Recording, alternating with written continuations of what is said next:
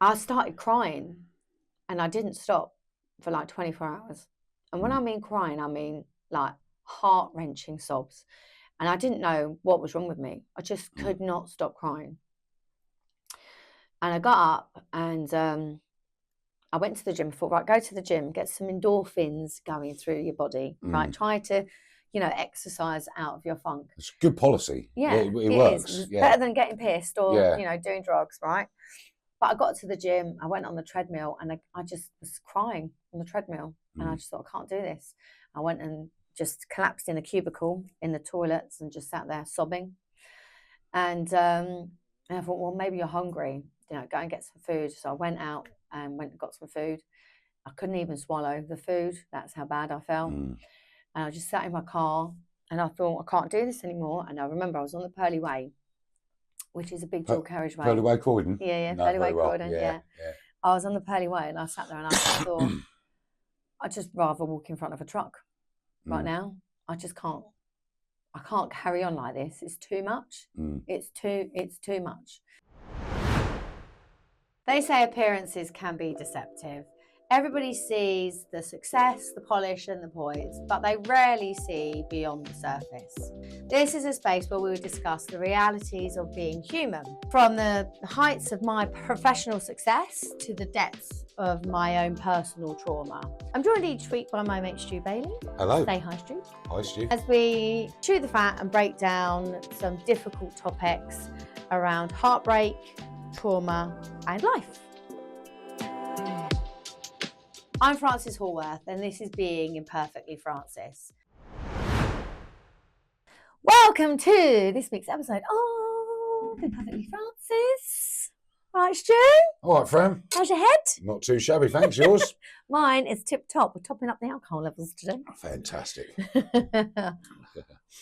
What are you going to ramble on about today then, love? Well, I thought we'd go in with a really nice traumatic topic of my breakdown. Okay.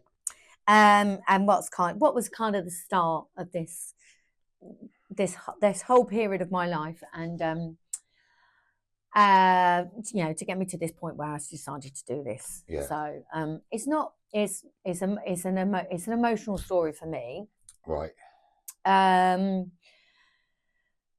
Because it was a massive trigger point, and it was literally, when I was at rock bottom. And so give us a background. Whereabouts in your life are you here then? So this was, what year are we? 26. This was in 2024. It's only 2 years ago. Right. Okay. Yeah. So this is after the divorce. No, the divorce only happened last year. So I only finalised my divorce last year. Yeah. So I'm still recently single, boys. Keeping it that way too. Very vulnerable. Yeah, trust me. You don't want this chaos in your life. I don't want this chaos in my life. Right. So it's 2 years ago. So it's 2 years ago, and everything was just awful. So I was going through my divorce, and I was hemorrhaging money. I was hemorrhaging money. It was costing me £2,000 a month in solicitors' fees, £2,000 a month in rent. I had bills coming out of my eyeballs.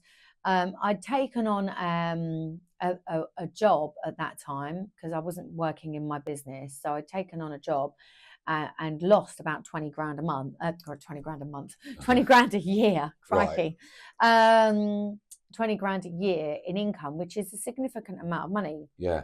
So I just didn't have any. And then during that time, my mum became really, really sick.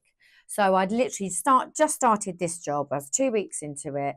She became critically ill. So I'm now in a position where I'm driving 2 hours to the office because that's how far away it was.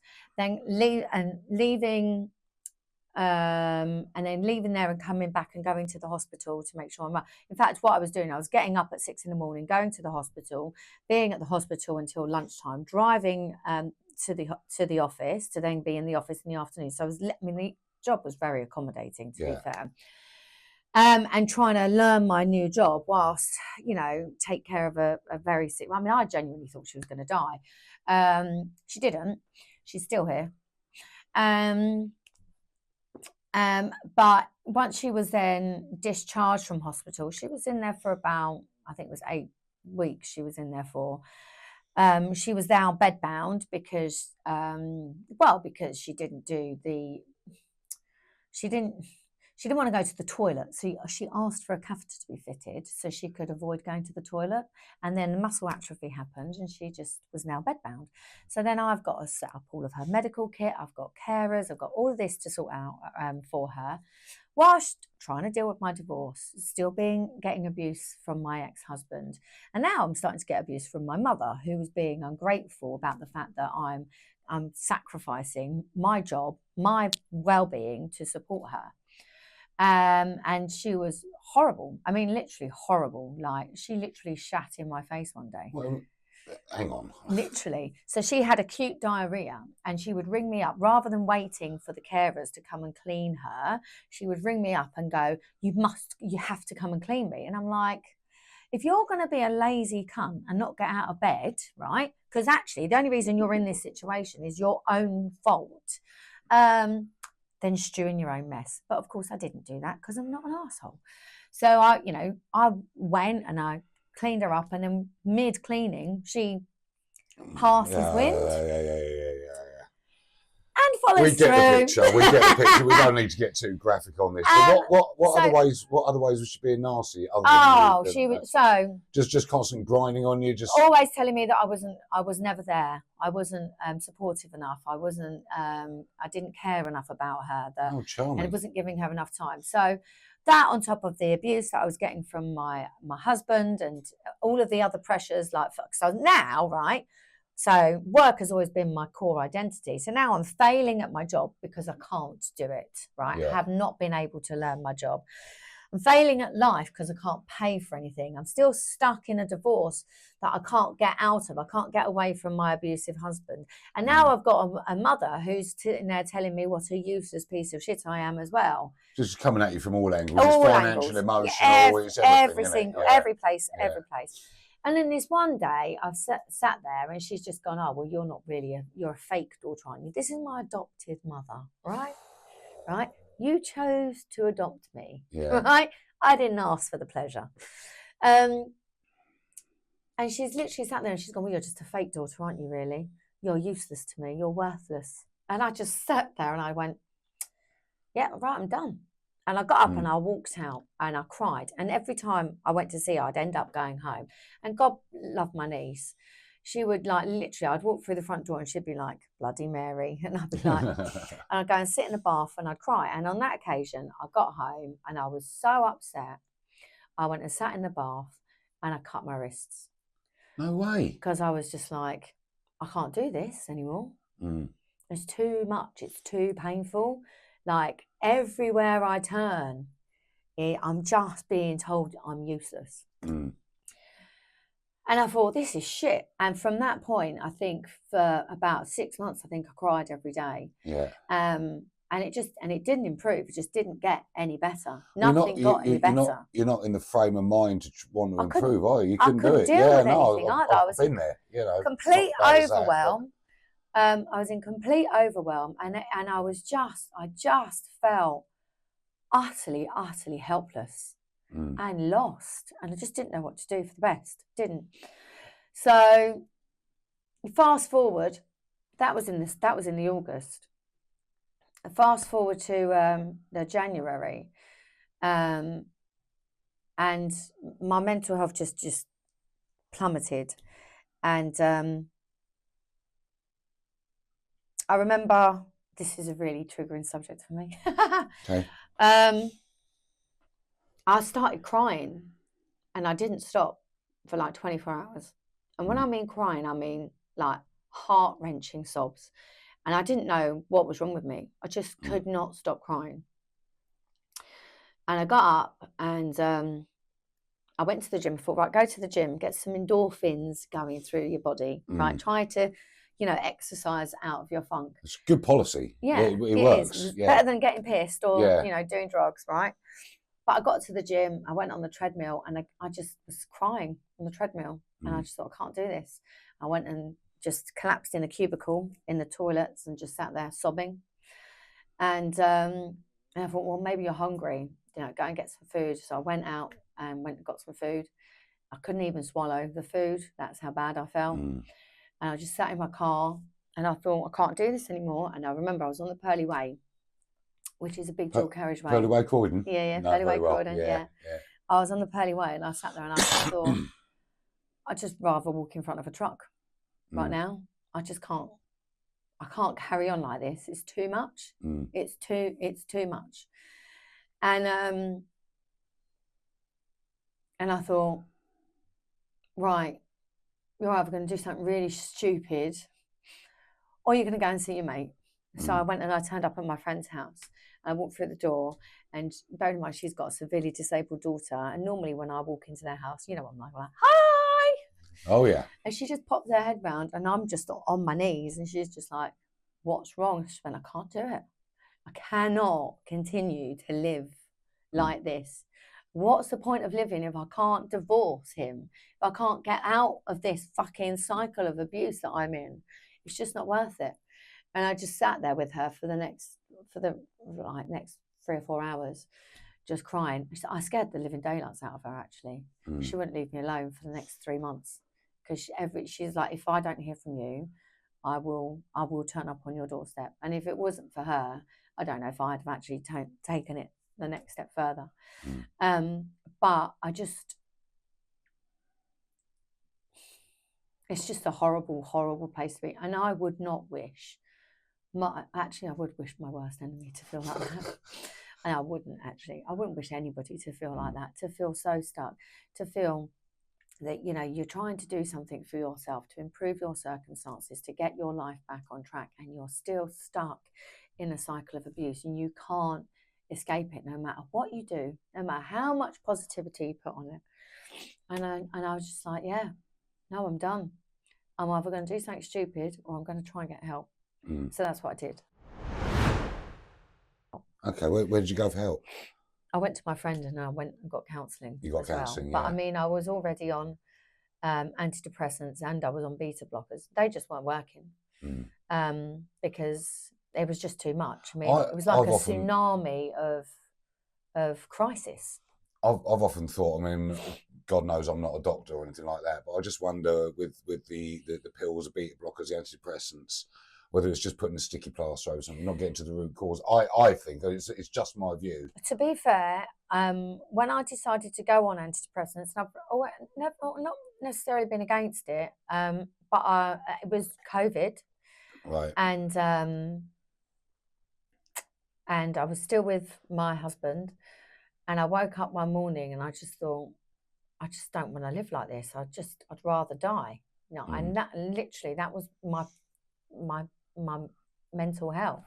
And I rang up my doctors and I spoke to them and I said, I don't really want to go on antidepressants. And the doctor put it in a really good way. She went, look, if you had a headache, you take a paracetamol. And I was like, it's true. Yeah, that's a good point. He's like, she said, all it is it's an aid to help you get through a period of time that you're struggling to get through. Yeah. I said, and that's all you have to think of it as. And the tablets she gave me, they weren't addictive, and it wasn't a big dose, and it did help, to be fair. And actually, to be fair, I was reluctant to come off them because I was like, this is great. I just feel numb all the time. Yeah. There's none of this emotional roller coaster bullshit anymore. But when I got to the point where everything, when I was saturated in it, we all have. It's like a cup, isn't it, Stu? We all have, our limits, right? Once you fill that cup up and it's full, where's it got to go? It's going to fall out. And I'd reached that point. And I couldn't, I couldn't pay my solicitors, who would then stop acting for me for my divorce, which was aiding in my mental health issues because of I was being evicted from my flat. I was having another flat repossessed because I couldn't afford to pay for it. And I had a husband, running around fucking living life like a life of Riley. And I'm sitting there going, how did this happen to me? Because before I met him, I was fine. I had everything. I already had 2-3 houses. Or I had 2 houses, I was buying a 3rd house. I was 32. I had a good job. I was happy. fast forward 12 years and look at the fucking state of me. Now, how did I allow somebody the power to destroy my fucking life, which is what I did. I won't ever do it again. Yeah. I won't ever do it again. I will never allow somebody to have that much control over my life. So let's go back to the breakdown. And so how long did it take to start feeling right again? Because it sounded to me like you were pretty ill for quite a while there. Yeah. How long would you say you was in that state well, for? When I first went on the antidepressants, which was, 2020, that would have been. Yeah. And my breakdown was in 2024. Blimey. So that was 4 years. Yeah. And even up until last July, when we finalised the sale of our house, and I had to go to the solicitors in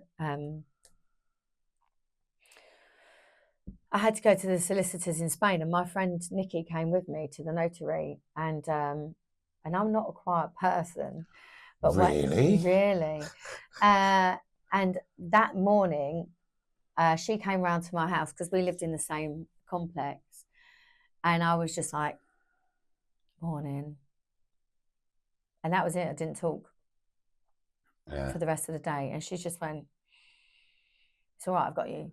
And I didn't even have to tell the solicitors about how bad he was. Yeah.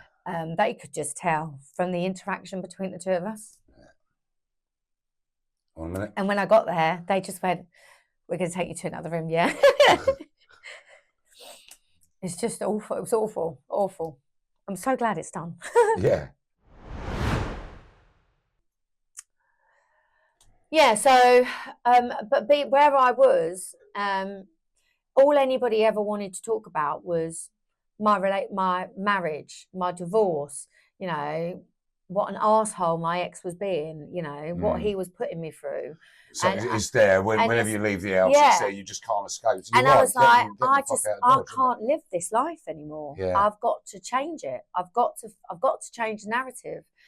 And the saddest thing about it all, there's two really sad things. One is, you know, when you start a relationship with somebody and you meet them and you fall in love with them and everything else, you never in your wildest dreams believe that they are capable of the cruelty that they then display. Yeah.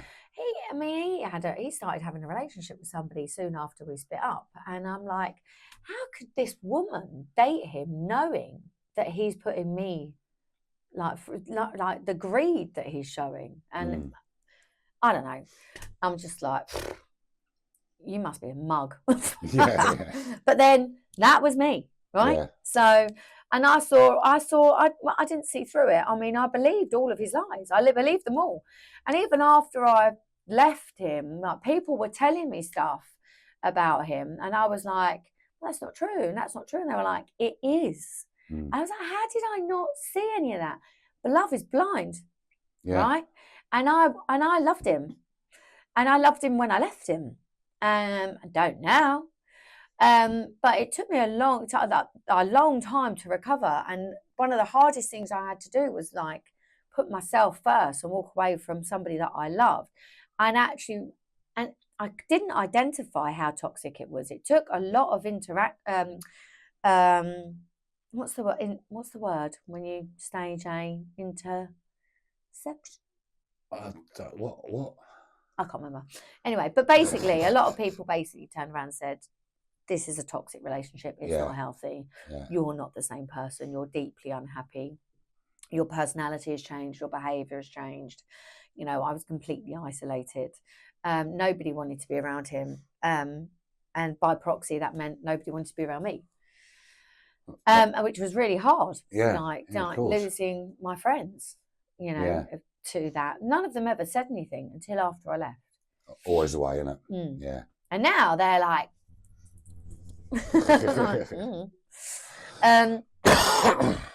but I could just, I just couldn't believe that anybody can be that cruel to somebody that they love. To this day, I can't believe it. It's like, why? What do you gain out of this? Do you think he did love you when he was being cruel to you? I think his ego was abused because I left. No, I'd never left him before. right? Yeah. He's a narcissist. It's all about him. Mm. So, and then when it wasn't all about him, he was gaslighting me to make me feel that, you know, I was the one that was in the wrong, that I was the one that was making the mistakes, that I was the one that was forgetful, and, you know, and then you start believing it. When you're getting negativity from all areas of your life, guess what? That reinforcement, negative reinforcement of daily negative affirmations, you're useless, you're pathetic, you're worthless, you can't do it without me. Yeah. Guess what? That becomes your personality. Mm. So now I'm amazing, I'm brilliant, I'm happy, I'm intelligent, I'm thriving. And that is my story now. But I'm having to retrain the programming that the last 15 years, the damage the last 15 years have done to me. Yeah. And it's not easy. And, you know, we all slip. You know, I had a slip the other week at the dance championship where I was just like, what the fuck am I doing? If you, hypothetically, obviously, if you had to go and do all that again, knowing what was going to happen, what would you have done differently? I should have left him a lot sooner. I was very unhappy, you know, from about 2014, 2015. But I had custody of my niece, and she'd been through so much. I didn't want to disrupt that for her. You know, I wanted her to have a stable life. Sadly, that's no reason to stay in a relationship that's abusive, though, is it? Yeah, but I didn't recognise it as abusive of course, at the time. Yeah. Right? Yeah. That came later.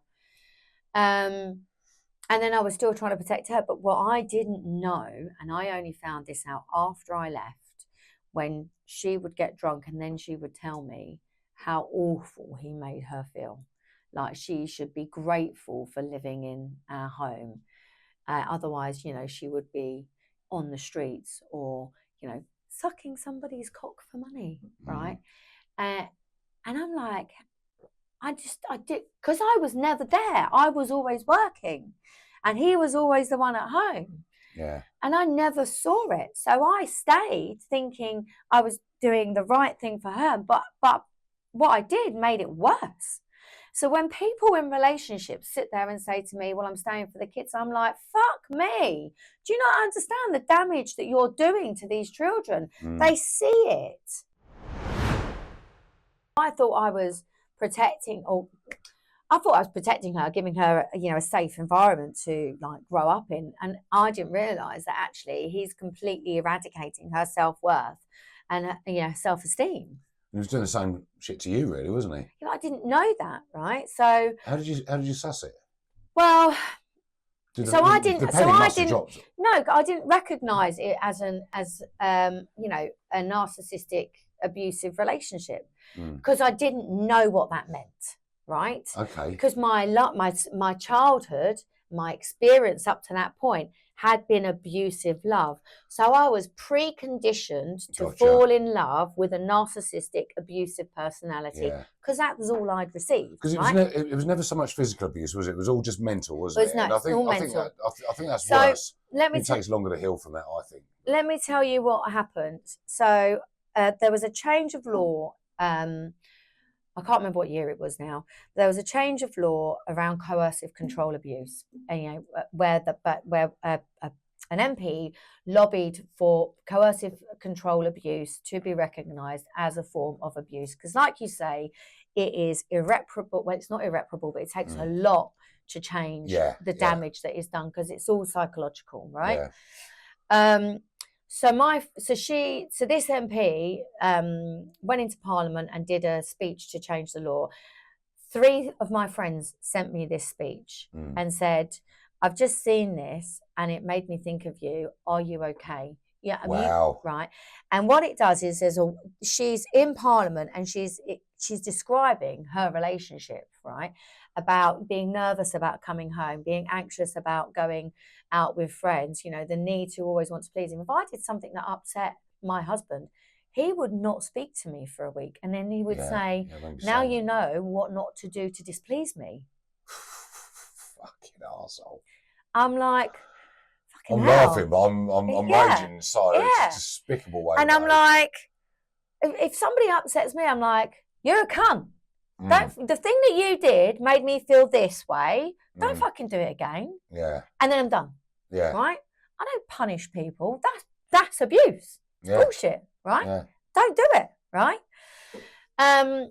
So you can actually Google this, and you can see it on YouTube.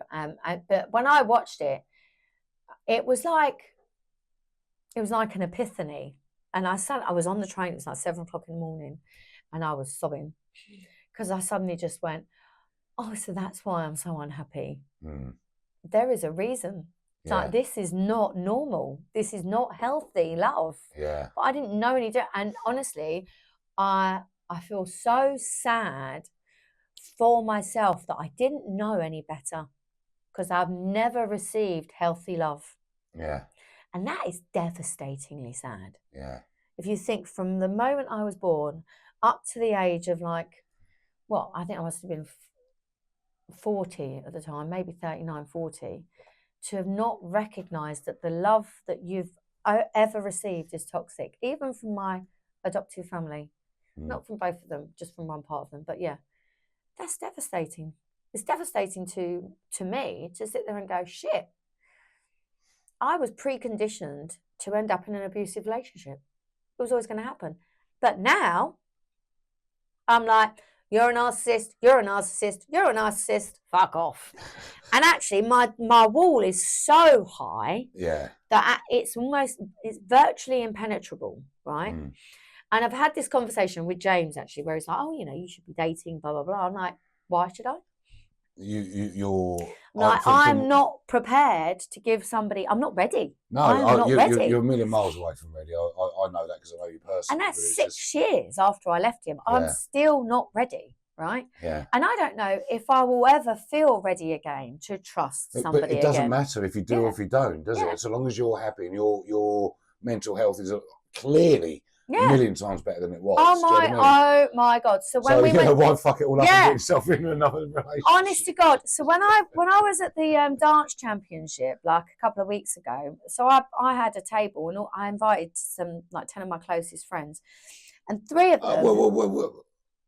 I didn't get an you invite. Weren't available. No, you was too busy by then. I didn't get an invite. Yeah, sorry. Next 10 year. of your closest friends. Next year. What am I, number 11, 12? Sociology. What am I, 15? You were busy DJing. What number am I on the list? 10 of your closest friends. Where am I? Down in 90? Oh, you're 1. No. So look, my point is this. So 3 of my mates, my best friend Carl, my best friend Tony, Jeff, my best friend's husband, all 3 of them the following day turned around and said to me, it is so delightful to see you get back to your old self, because I haven't been this version of myself for about 10 years. And every time I've gone to an event like that, I've just kind of wanted to hide in the corner. I haven't wanted to talk to anybody. I haven't wanted to have those difficult conversations. It's been too emotional. It's been too tricky. The trauma's gone on too long. Yeah. And I have to say, it was liberating for me for them to say it, because I finally thought, I'm getting there. I am healing. It takes a long time, and then I talk about stuff, and when I get triggered and I cry, I know that I've still got a long way to go, right? Yeah. I know that, but I'm doing all the right things, and that's the most important thing, that I'm protecting myself and my well-being, my health, and I'm more important than anything else now. And I get a lot of kickback from people in my life, because they're like, what you're doing is selfish. And I'm like, for the first time in my life, yes. Fucking right as well. It is. Because look what not being selfish did. It nearly fucking killed me. What advice would you give to anybody that's watching now that's in a similar situation to how you were with your husband? Oh, God. I know it's a tough one. All I would say, so funnily enough, I had a friend recently call me up, and similar situation. She was talking to me about her circumstances, and I said to her, which is what I'll say to you people at home, it's always darkest before the dawn, right? Yeah. And big believer in that. Sometimes you've got to go through the storm to come out the other side and see the rainbow. And all you have to do is just believe in yourself and believe that it will end, and it will end, right? But you have to be brave enough to actually do what you need to do to protect yourself and heal. It won't go on forever. It won't. And life does get better. It does. Once you step outside of it, once you draw a line under it. You know, my divorce, my abuse didn't end until July last year. I left him 5.5 years previously. It should have ended then. It didn't. Right? It's still another 5.5 years. I never knew that was going to happen. I thought by leaving that would be the end of it. But because of his inability to stop being a bully and being abusive, I continued to sustain 5.5 additional years of abuse. And when I felt like it wasn't going to end, I had to just sit quietly to myself and just go, I will survive this. I will get there. I will get there. It will not beat me. Even when I thought it had, somehow you muster the strength to carry on through, and it will get better. Surrounding myself with my friends, not getting drunk all the time, not taking drugs all the time. I did a little bit of, I did a lot of it at some point, But when it was really bad, luckily I was able to recognise actually... You reined it in pretty sharp as well, didn't you? The destructive capacity that will happen. I'm on fucking antidepressants, drinking alcohol and having drugs. And sniffing coke, Come on. I mean, the chemical imbalance of that is crazy, right? Not just that. I'm, just to touch on the other. We're sitting here with a civilised drink on a whatever afternoon it is.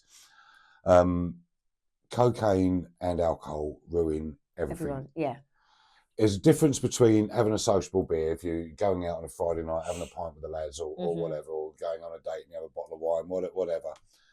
Drinking every day, sniffing gear every day. I know from my own personal experiences, it fucking ruins everything. It's damaging. Ruins everything. Your mindset changes. You lose that positivity. You lose that kind of that self-worth almost. Do you know what I mean? 100%. It actually antagonises it, makes it worse, right? So that limiting beliefs that we have in our psyche that is telling us that we're shit and that what's the point of living, all that stuff is reinforcing that. Right? It's making that noise louder. So just stop, right? And try and find a way to be more positive. Ground yourself, meditate, right? Do breathing exercises, go for a walk on a beach, get a fucking dog. My dog saved my life, 100%. Having something that I could release my emotional upset to safely by taking him out for a walk, getting the unconditional love that I clearly craved because I've never received it from anyone else, from my dog. I hear that, Teddy saved my life. God love him.